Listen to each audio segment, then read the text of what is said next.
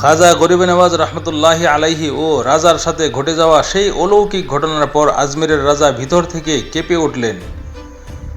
এক সময়ের অহংকারী রাজা, যিনি ভাবতেন ক্ষমতা আর সৈন্যই সব, এখন বুঝলেন একজন আল্লাহওয়ালা মানুষের দোয়া কি অসীম শক্তিধর হতে পারে। রাজা ধীরে ধীরে মাটির উপর বসে হাত জোর করে বললেন, হে খাজা সাহেব, আমি আপনাকে চিনতে পারিনি, আমার অজ্ঞতার জন্য ক্ষমা করবেন। আজ আমি বুঝেছি, রাজত্ব নয়, সত্যিকার রাজত্ব তো আল্লাহর প্রিয় বান্দাদের। খাজা সাহেব তার দিকে তাকালেন, চোখে সেই পরিচিত শান্ত দৃষ্টি, ঠোঁটে করুণা ভরা হাসি।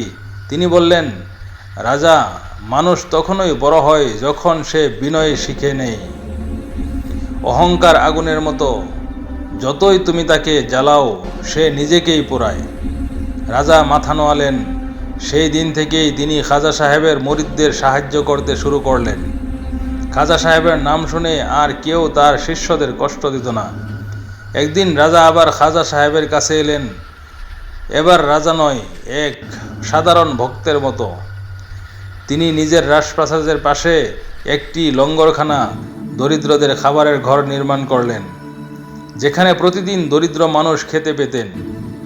আর তিনি নিজে অনেক সময় খাবার পরিবেশন করতেন, খাজা সাহেবের দোয়ার বরকতে।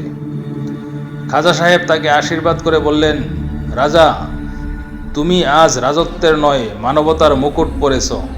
এখন তোমার নাম রাজাদের নয়, মানুষের হৃদয়ে লেখা থাকবে।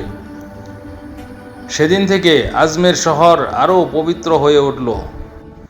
রাজা তার জীবনের শেষ সময় পর্যন্ত খাজা গরিব নওয়াজ রহমতুল্লাহি আলাইহির দরগাহের সেবায় নিযুক্ত ছিলেন।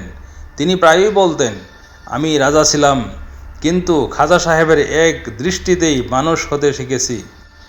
এই কাহিনী থেকে আমরা এই শিক্ষা পাই যে অহংকার পতনের মূল, বিনয় হলো উন্নতির পথ, সত্যিকার রাজত্ব হলো আত্মসমর্পণ, ক্ষমা ও মানবতার সেবা।